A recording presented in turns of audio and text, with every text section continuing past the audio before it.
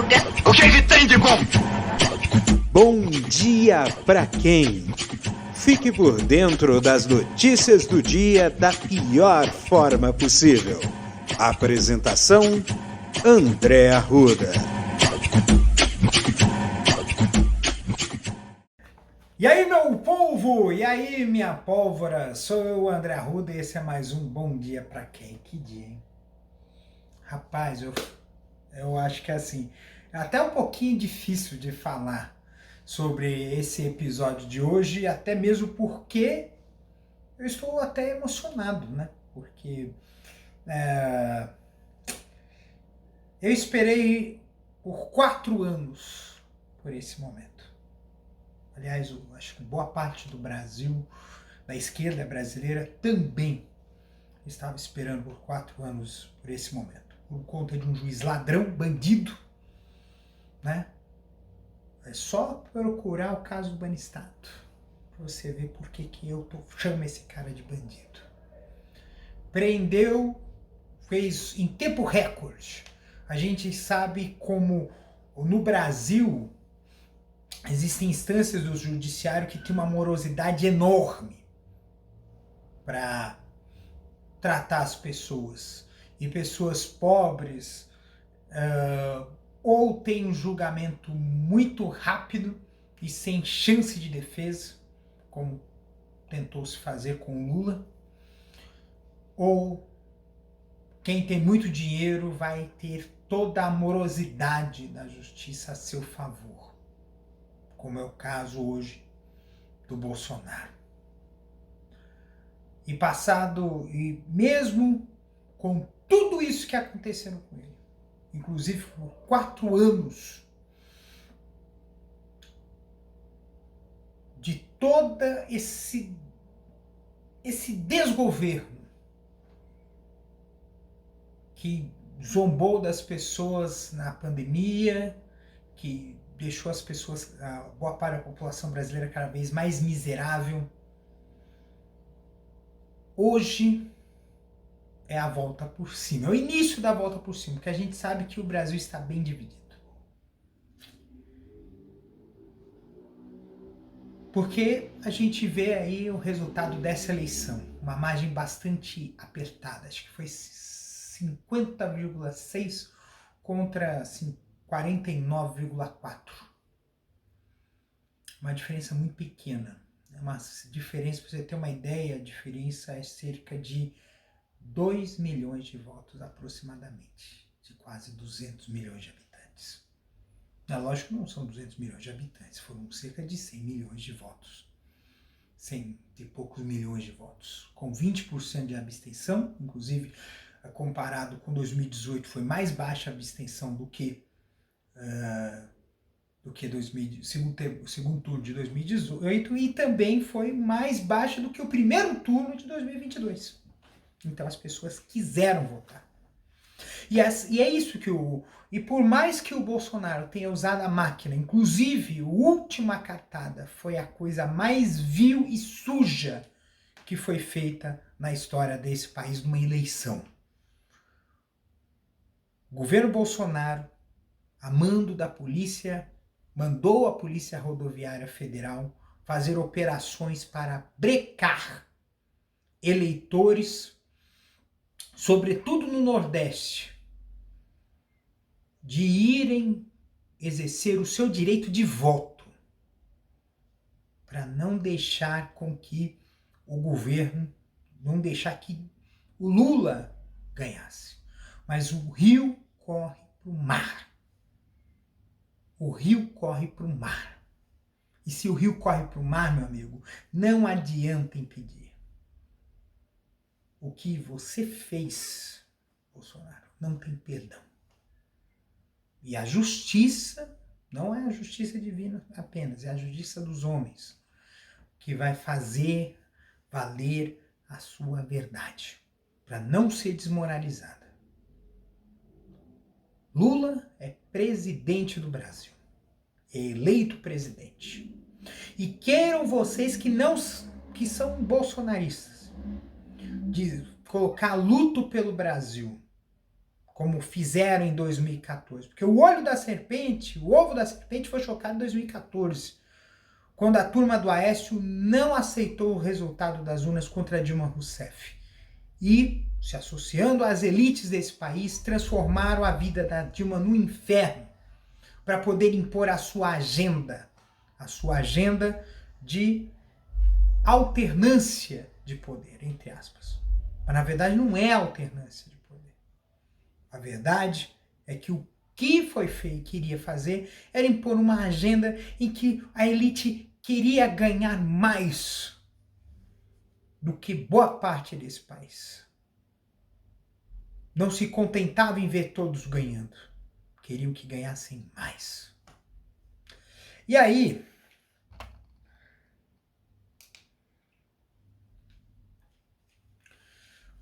gente, o que eu digo para vocês,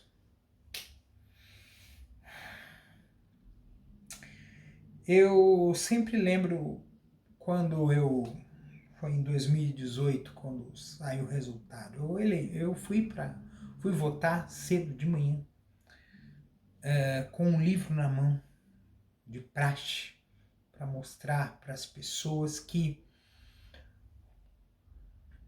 era necessário, na época era Haddad, o candidato a presidente, de que era necessário eleger alguém que pudesse representar a nós, que tivesse a sensibilidade de nós. Mas votaram com ódio. O ódio, a mentira, as fake news, que não conseguimos combater da maneira correta, porque era tudo novo. E no fim das contas, Bolsonaro foi eleito. E governou como se ele não fosse um presidente, como se fosse um déspota, como se fosse um rei, um ditador. Tanto que é icônico não ter dado nenhum tipo de condolência a nenhuma de quase 700 mil pessoas que morreram de Covid nesse país. E ter ido correndo quando a rainha da Inglaterra morreu para o seu funeral. Isso diz muito. Diz muito o que é um ser que não deveria ser presidente desse país, transformando o Brasil num pária internacional. Tanto que, quando Lula foi confirmada a eleição de Lula, muitos líderes internacionais foram cumprimentados. O presidente da França, o presidente dos Estados Unidos, o primeiro-ministro da Espanha, de Portugal, primeiro-ministro do Canadá, nosso colega Alberto Fernandes, presidente da Argentina, presidente da Venezuela, presidente de Cuba. A União Europeia foram cumprimentados.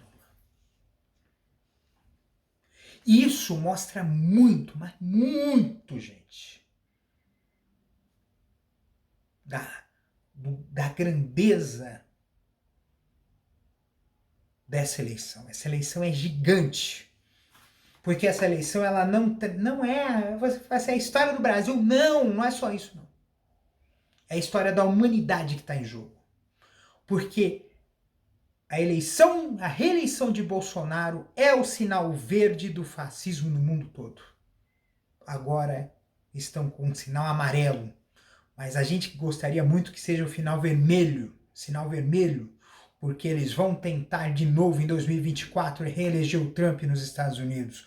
Vão continuar avançando na Europa, como aconteceu na Itália e em outros países europeus também, por conta da consequência da crise e de uma crescente xenofobia que está sendo aflorada dentro dos cidadãos europeus.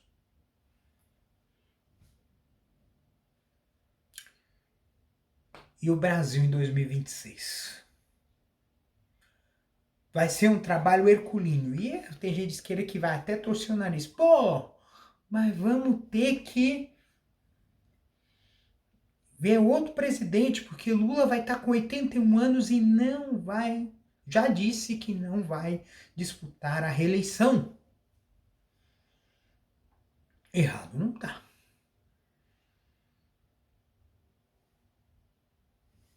Mas precisamos ter um sucessor. E é um sucessor de consenso. Assim, poxa, cara, poxa, André, você vai falta 4 anos para 2026, mas a gente tem que pensar agora, porque eles também estão pensando nisso agora.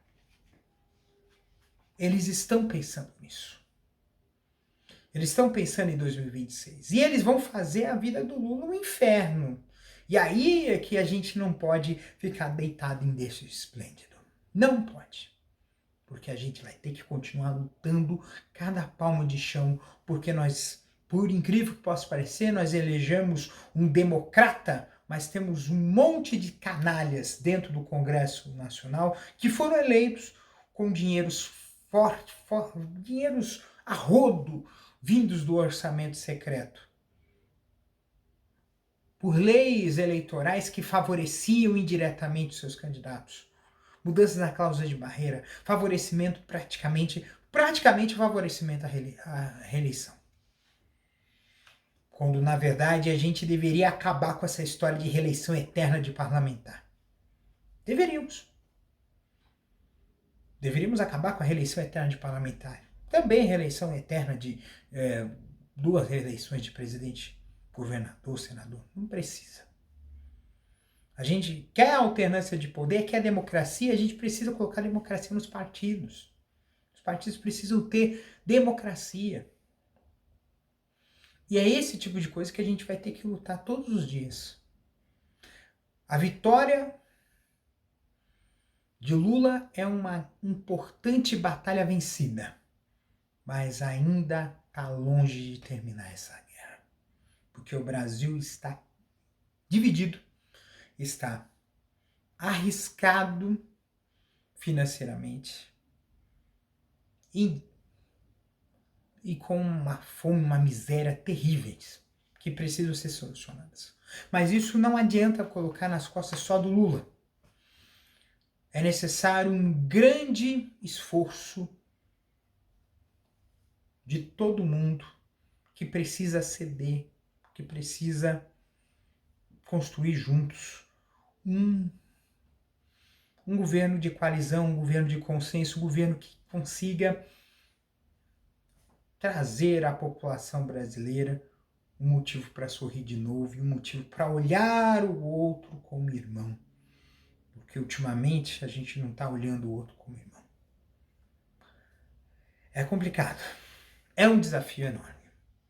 Mas é uma felicidade imensa de saber que essa batalha nós vencemos. E vamos continuar lutando para que continuar vencendo, avançar a cada passo, para a gente conseguir chegar longe. Porque é assim que a gente tem que transformar esse Brasil. É assim que a gente tem que mudar as coisas. A gente tem que fazer com luta. Se não há luta, não há conquista. Bem, segunda-feira, segundou. É difícil falar de tanta coisa. Foi uma semana muito dura para mim, muito difícil, de um monte de coisa. Trabalho, coisas pessoais, coisas espirituais, um monte de coisa. Mas o que eu digo para vocês é: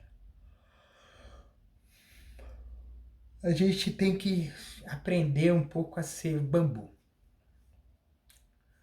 O bambu, quando bate um vento forte, ele enverga, mas ele não quebra. Porque ele sabe que se quebrar, ele morre. Então, você tem que resistir, mas não resistir de forma dura, porque senão te quebram do mesmo jeito. Você tem que saber resistir de forma que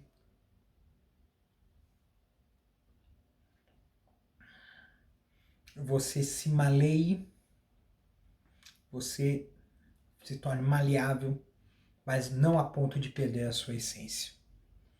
Às vezes a gente tem que recuar. Às vezes a gente tem que dar um passo para trás, para depois dar 2 passos para frente. E a gente tem que trabalhar isso, para a gente conseguir chegar longe. E foi assim com a gente, esses 4 anos. A gente resistiu pra caramba.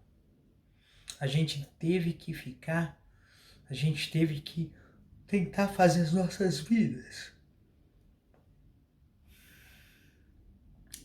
Mas a gente tá aqui e a gente conseguiu. E aí, passou o vento, vamos com tudo.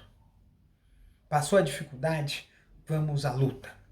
Porque nós temos plenas condições de ir longe, de continuar crescendo, como boas plantas que resistimos às tempestades. Então, gente, um beijo no coração de vocês, cuidem-se, gente, até amanhã. Amanhã, hoje é dia 31 de outubro, amanhã já é novembro, falta 2 meses e a gente vai começar a se preparar para a Copa do Mundo. Se o Bolsonaro deixar, porque ainda, infelizmente, nós elegemos o Lula, mas ainda tem 2 meses desse cramunhão ainda governar o país. Um beijo no coração de vocês, cuide-se e até amanhã, terça-feira. Um beijo.